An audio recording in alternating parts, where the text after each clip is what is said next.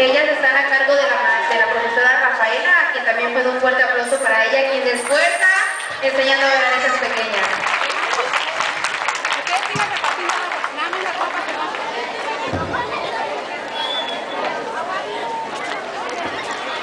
Ahí andamos todos aquí.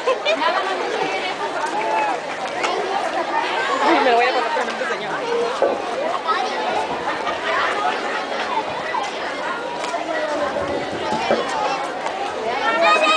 Sale.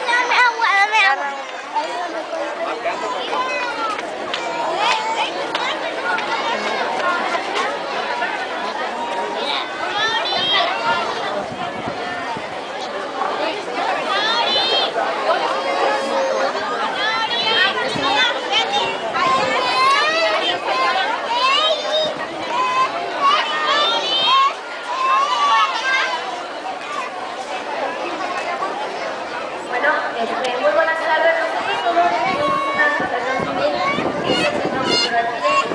Tenemos diferentes talleres, lo que es el piano, guitarra, artes plásticas, también tenemos cultura textil, manualidades, tenemos también violín y danza folclor. Esos son nuestros talleres.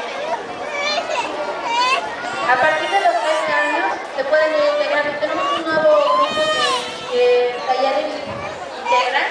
Es para niños de 3 años a 6 años de edad. Ahí aprenden